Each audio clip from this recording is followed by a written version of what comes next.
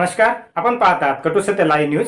चॅनलवर नवीन असाल तर चॅनलला सबस्क्राइब, शेअर, लाईक, कमेंट करून महाराष्ट्रभरातील नवनवीन बातम्यांसाठी बेल आइकन दाबायला विसरू नका। विनती की थी कि सोनम जी, आप जैसे लोगों की हमें और देश को जरूरत है, कृपा कर अनशन छोड़ो। लेकिन मानने के लिए तैयार नहीं। सरकार तो कुछ परवाह नहीं है, ना ही उनके साथ बात करने की कोशिश कर रही है, ना ही जो युवा है, बहुत सारे युवाओं ने खुदकुशी भी की है, लेकिन सरकार उनकी तरफ देखने के लिए भी तैयार नहीं है। और इसलिए मैं चाहता हूं कि अब समय आया है पूरे देश में अपने अपनी पार्टी का जो एजेंडा है बाजू में रखकर हम सारे लोग इकट्ठा आकर वो जो आंदोलन चल रहा है उसका समर्थन करें। और वो इसलिए करें क्योंकि ये सिर्फ एक पार्टी का एजेंडा नहीं है, अपने देश का भविष्य का विषय है। और देश के भविष्य के लिए आज जिनके कंधों पर जिम्मेदारी है वो अपनी जिम्मेदारी नहीं उठाएंगे तो देश की स्थिति बड़ी बुरी हो सकती है, खराब हो सकती है। और मैं आज खुलेआम सोनम वांगचुक जी को और दीपके को मेरा समर्थन दे रहा हूं। एक आठवड्यापूर्वी आपण इथेच भेटलो होतो आणि त्यावेळेला मी हिंदुत्वाच्या नावावरती जो लुटीचा कार्यक्रम चालू आहे त्याविरुद्ध आंदोलनाचा एक पुकारा केला होता। त्यानुसार मी आणि सर्व शिवसैनिक यांनी गेल्या म्हणजे कालच्या नेत्याच्या गेल्या रविवारी दादर इथल्या हनुमान मंदिराच्या समोर महाआरती केली, रामरक्षा पठण केलं। त्याच्यानंतर हा कार्यक्रम आता महाराष्ट्रात अनेक ठिकाणी व्हायला लागलेला आहे। येत्या 18 तारखेला नागपूरमध्ये हा कार्यक्रम होईल जिथे मी स्वतः जाणार आहे। माझा प्रयत्न आहे की आता हिंदूंनी झोपून चालणार नाही, जागा झालं पाहिजे। आपल्या हिंदुत्वाचा, आपल्या हिंदू धर्माचा दुरुपयोग करून जर लुटण्याचा कार्यक्रम कोणी करत असेल तर त्यांना आता त्यांची जागा दाखवण्याची वेळ आलेली आहे। एकूणच काय की सध्या देशामध्ये फार विचित्र परिस्थिती आहे। मी मागेही बोललो होतो, कदाचित तुमच्याशीच बोललो होतो का आणखी कुठे बोललो होतो कल्पना नाही मला, पण बऱ्याच वर्षानंतर देशात आणि महाराष्ट्रामध्ये विरोधी पक्षाला प्रचंड काम आहे। कारण जिथे बोट दाखवू तिथे भ्रष्टाचार चाललेला आहे। रस्त्यावरती खड्डे आहेत, पण रस्ते करणाऱ्यांचं ज्यांचं काम आहे ते गडकरी साहेब इथेनॉलवरती बोलत आहेत। तर एकूणच काय की अंधाधुंद कारभार सुरू आहे। आणि म्हणून मग मी असं ठरवलं की प्रत्येक वेळेला एकाच विषयासाठी प्रेस कॉन्फरन्स घ्यायची। आणि आज मी जो विषय घेतलेला आहे हा विषय साधारणतः गेले किमान महिनाभर चालू आहे, पण दुर्दैवाने म्हणावा तसा तो लोकांपर्यंत जरी पोचला असला तरी लोकभावना त्याच्यावरती व्यक्त होत नाहीयेत। आणि तो विषय म्हणजे दिल्लीमध्ये जंतर मंतर येथे आपल्या अभिजित दीपके यांनी जो विषय उचलला तो अनेक युवकांच्या किंवा मी तर म्हणेन देशातल्या प्रत्येक युवकाच्या भवितव्याचा विषय आहे। नीट परीक्षेचे पेपर फुटले, त्याच्यानंतर अनेक विद्यार्थ्यांनी आत्महत्या केल्या, कोणी त्याच्याकडे लक्ष दिलेलं नाहीये। सरकारला वेळ नाहीये, सत्ताधारी पक्षाला इतर पक्ष फोडाफोडीमध्ये जास्त रस आहे, पण जिथे देशाचं नशीब फुटतंय, विद्यार्थी आत्महत्या करतायत त्यांच्याकडे लक्ष द्यायला त्यांना वेळ नाहीये। आणि मी आजची जी पत्रकार परिषद घेतलेली आहे ती त्या आंदोलनाला आणि सोनम वांगचुक यांना पूर्ण पाठिंबा जाहीर करण्यासाठी मी ही प्रेस कॉन्फरन्स घेतलेली आहे। सोनम वांगचुक एक मला येऊन भेटून गेल्या महिन्यामध्ये, नेहमी मला त्यांच्याबद्दल एक आदर राहिलेला आहे।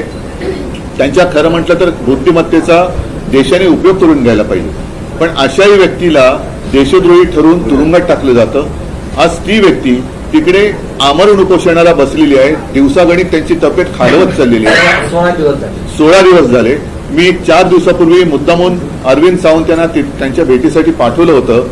मी फोनवरून त्यांना विनंती केली की सोनमजी तुम्ही प्राणांतिक उपोषण करू नका, कारण तुमच्यासारख्या व्यक्ती या देशाला पाहिजेत। आणि सरकारला काय पडलेलं नाही, अशा एक एक व्यक्ती जर आपणहून जात असतील तर सरकारला ते हवंच आहे असं नाईलाजाने मला म्हणावं लागतंय। आज कोणाच्याही लक्षात असेल किंवा नसेल, 2018 साली JD अगरवाल यांनी गंगेसाठी आमरण उपोषण केलं होतं। मला वाटतं 115 दिवसाचं उपोषण होतं। काय होतं त्यांच्या उपोषणाचा विषय, स्वतःसाठी काय मागत होते का, तर गंगेमध्ये जे काय सगळं बट्ट्याबोळ झालेला आहे गंगेचा त्याबद्दल त्यांनी त्या उपोषण केलं होतं। त्यांनी प्राण सोडला, कोणी त्याची तशी म्हणावी तशी दखल घेतली नाही.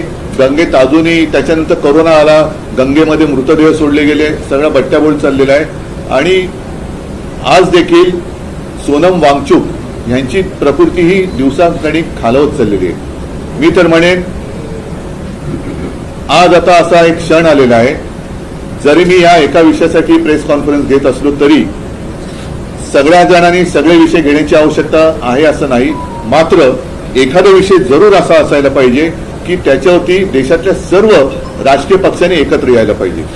मी अजूनही तिथे कोणी पक्षाचे झेंडे घेऊन जावे या मताचा नाहीये, कारण अभिजित दिपके हा युवक देशातल्या युवकांचा आवाज तिकडे उठवतोय.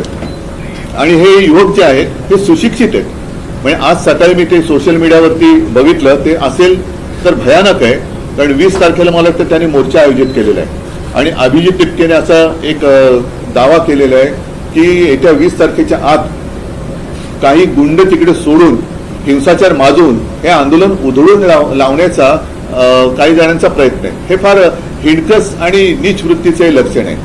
एकूणच सोनम वांगचुक आहेत, अभिजित दिपके आहे आणि सगळे जे काही युवक आहेत हे कोणासाठी लढत आहे? देशातल्या सर्व युवकांनीच नव्हे तर त्यांच्या पालकांनी सुद्धा जागं झालं पाहिजे की अरे आत्महत्या करणारा हा जरी त्यांचा मुलगा होता किंवा त्यांची मुलगी होती, पण कदाचित उद्या आपल्यावरती वेळ येऊ शकते. हा विषय राजकीय पक्षाचा नाहीये, राजकारणाचा विषय नाहीये, हा देशाचा विषय आहे. आणि त्यासाठी मला असं वाटतं देशभर काही ना काहीतरी प्रत्येक, आता मी म्हणेन मग प्रत्येक राजकीय पक्षाने देशभरामध्ये आपापल्या राज्यामध्ये त्यांच्या समर्थनार्थ काहीतरी केलं पाहिजे. कारण देश जोपर्यंत जागा होत नाही तोपर्यंत या बेफिकीर सत्ताधाऱ्यांना त्यांची जागा कळणार नाही. काय मागतात सोनम वांगचुक? काय सरकार त्यांच्याशी जाऊन बोलले तरी का? मला आठवत आहे जेव्हा अण्णा हजारे तिकडे उपोषणाला बसले होते तेव्हा सुषमा स्वराज यांनी एक भाषण केलं होतं. ते भाषण आजही उपलब्ध असेल. निदान त्यावेळेला त्यांच्याबरोबर चर्चा तरी झाली होती किंवा असावी असं मला वाटतं. तुम्हाला आठवण करण्याचं विलासराव देशमुखांची नियुक्ती केली होती. विलासराव देशमुखांची नियुक्ती केली गेली होती. आता कोणी तिकडे घुमकून बघायला नाही येत.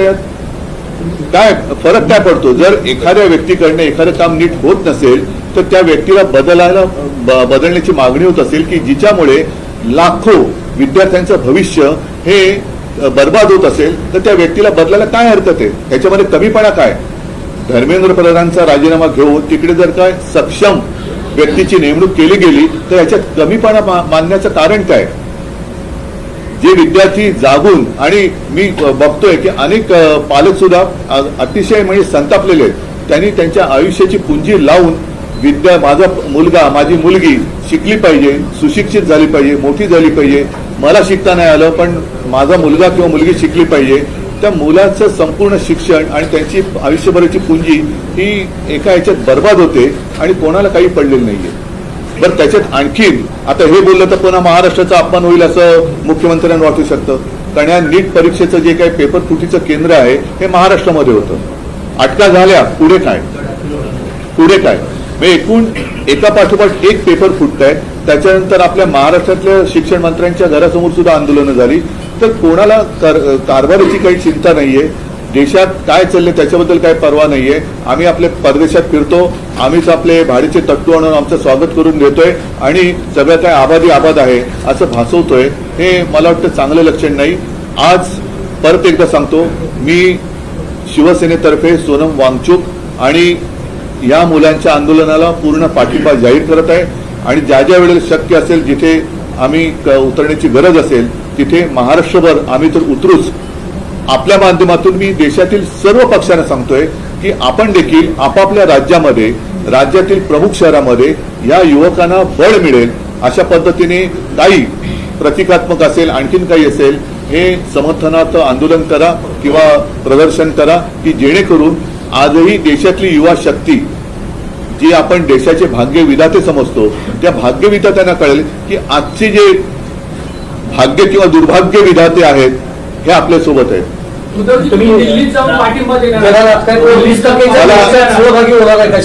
ऐका, मी 20 तारखेच्या मोर्चात सहभागी सगळ्यांनी व्हावं असं म्हणालेलं नाहीये. ज्यांना जायचंय, मला जायचं वाटलं तर मी जरूर जाईल.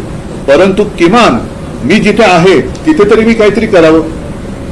मी असं सगळ्यांना सांगत नाही की देशातल्या सगळ्यांनी चलो दिल्ली, नाही, तुम्ही जिथे आहात तिथे तर उभे राहा. मी मुंबईत आहे, मी मुंबईत तर उभा राहिलो पाहिजे. मी पुण्यात आहे, पुण्यात राहिलो पाहिजे. मी चेन्नईत आहे, चेन्नईत राहा. बंगालमध्ये, कलकत्त्यात राहा. सर्वत्र जिथे देशातल्या सगळ्या चहूबाजूनी हे रान पेटेल त्यावेळेला सरकारला या युवकांसमोर गुडघे टेकावे लागतील. आणि म्हणून जर मला वाटलं तर मी जरूर जाईन देखील. असं काही नाहीये की मला त्याच्यामध्ये काय वाटतंय. पण आज सुद्धा ही जी त्यांची जी चळवळ आहे ती कोणत्याही पक्षाचा झेंडा हातात न घेता चाललेली आहे. कारण नाईलाजाने मला असं म्हणावं लागते की देशातल्या तरुणांचा आणि युवकांचा कदाचित या फोडाफोडीच्या सगळ्या नीच राजकारणामुळे प्रस्थापित राजकीय नेत्यांवरचा विश्वास उडाला असेल आणि त्यांना असं वाटत असेल की कोणताच राजकीय पक्ष माझ्यासोबत नाही, तर आम्ही तर आहोत. पण तिथे कोणत्याही पक्षाचा झेंडा न घेता आंदोलन होत असेल तर त्याला माझा पूर्ण पाठिंबा आहे.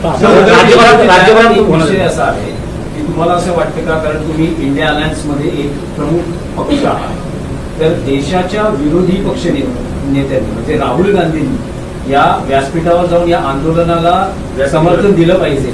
जरूर, म्हणजे माझं तर म्हणणं आहे, मला वाटलं तर मी सुद्धा जाईन. राहुल गांधींनी गेलं पाहिजे. देशातील ज्यांना असं वाटतं, मग अगदी भारतीय जनता पक्षातले असले तरी, जसं मी राम रक्षा आंदोलनात भाजपच्या कट्टर कडवट हिंदुत्ववादींना आवाहन केलं होतं की ज्यांना हिंदू धर्माबद्दल प्रेम आहे त्यांनी सहभागी व्हावं, तसंच आज देखील मी पक्षाच्या पलीकडे जाऊन ज्यांना या देशातल्या युवकांबद्दल एक आस्था आहे, तो कोणत्याही पक्षाचा असो, पक्षाचे जोडे बाजूला ठेवून तिथे जावं अशी माझी सगळ्यांना विनंती आहे. आणि नाही तर किमान आपण जिथे आहात, म्हणजे आता जसं तामिळनाडूमध्ये स्टालिन आहेत, ते विजय आहेत, केरळामध्ये आता काँग्रेसचं सरकार आले, कर्नाटकात आहे, तिकडे ममता दिदी जरी विरोधी पक्षात असल्या तरी सर्वांनी, अखिलेश आहेत उत्तर प्रदेशमध्ये, छत्तीसगडमध्ये कोण असतील, झारखंडमध्ये कोण असतील, तर संपूर्ण देशात किमान त्या राज्यातल्या प्रमुख शहरामध्ये सगळे जर का रस्त्यावर उतरले आणि याला पाठिंबा दिला तर मला वाटतं देशात 16 दिवस आंदोलन सुरू आहे. राहुल गांधी जिथं राहतात हकेच्या अंतरावर आहे, तिथून जनता बघा, हा विषय राहुल गांधींच्या भविष्याचा नाहीये, हा विषय देशाच्या युवकांच्या भविष्याचा आहे. म्हणून आपण त्याच्यावरती चर्चा करूया. कोणी काय करायचं, समजा आज मी प्रेस घेतली नसती, मला तळमळ वाटली, मी घेतली. जेव्हा अभिजित दिपकेनं आंदोलन सुरू केलं होतं त्यावेळी संजय राऊत यांनी एक ट्विट करून एक फोटो केला होता की अभिजित दिपके आणि नरेंद्र मोदी यांच्या संदर्भातला तो आणि फेक झाली असं म्हटलं होतं की कुठेतरी भाजप पुरस्कृत हे आंदोलन आहे अशा प्रकारचे त्यावेळी त्यांनी तो ट्विट केला आणि त्या ट्विटमुळे त्यांच्याबद्दलचा जो संभ्रम होता तो दूर झाला. आणि त्याच्यानंतर भारतीय जनता पक्षाची जी एक वृत्ती दिसते, असंवेदनशीलता, ही जाहीर झाली. कारण हा फोटो हा त्यांनीच कदाचित ट्विट करून ते तसं करू शकले असते, पण संजय राऊत यांनी ट्विट केल्यामुळे त्याच्या अभिजितवरचा संभ्रम दूर झाला. आणि आता जे दिसते, म्हणजे आता सोनम वांगचूक हे मी त्यांना स्वतः विनंती केली की तुम्ही असं करू नका, उपोषण सोडा. पण तो माणूस तो मेरा कुछ भी होने दो लेकिन देश का भला होना चाहिए. आता अशा व्यक्तीसमोर आपण काय बोलायचं. म्हणून आज सुद्धा मी त्यांना आपल्या माध्यमातून हात जोडून विनंती करतोय की वांगचूकची आपल्यासारखी माणसं आम्हाला हवी आहेत, देशाला पाहिजे आहेत. हे सरकार असंवेदनशील आहे. आपल्यासारखे लोक राहिली काय न राहिली काय सरकारला काही फरक पडत नाही, पण आपल्या बुद्धिमत्तेचा देशाला आपल्या बुद्धिमत्तेची देशाला गरज आहे. कृपा करून उपोषण सोडा. आम्ही सगळे किंवा आपण सगळे एकत्र मिळून या देशाला सांभाळू. मागच्या काही वर्षांपासून एक पांडा पडतोय. शेतकऱ्यांचं आंदोलन असेल किंवा कोणाचंही आंदोलन असेल, महिनो ते चालत राहतं. परंतु सोनम वांगचूक यांचं आंदोलन हे आमरण उपोषण आहे आणि पुढे जाऊन असं काही बरोबर होऊ नये यासाठी तुम्ही विरोधी पक्ष म्हणून सरकारवरती, केंद्र सरकारवरती सुद्धा दबाव आणण्याचा प्रयत्न करणार आहात का? कोणाशी मी आता जे बोललो तर तेच आहे. अधिवेशन चालू होतं, संसदेचं अधिवेशन सुरू होतं. पार्लमेंटच्या पहिल्याच दिवशीचा विषय पार्लमेंटला घेतला. आज पार्लमेंट सुरू होतंय. मग खासदारांची काय भूमिका? 20 तारखेला आमचे खासदार तर या विषयावरती दणानून सोडतीलच, संसद दणानून सोडतील. पण त्यावेळेला राहुलजींना सुद्धा मी विनंती करतोय, सर्व पक्षाच्या खासदारांना सांगतोय, अगदी भारतीय जनता पक्षाच्या खासदारांना सांगतो की तुमच्यात जर माणुसकीचा एखादा अंश शिल्लक असेल तर या आंदोलनात सहभागी व्हा. म्हटलं जाते प्रेस कॉन्फरन्स मध्ये 3 लोक नेहमी असायची, 2 खासदार तुमचे आणि माझे. ठीक आहे, आता मला असं वाटतं की हा विषय संपूर्ण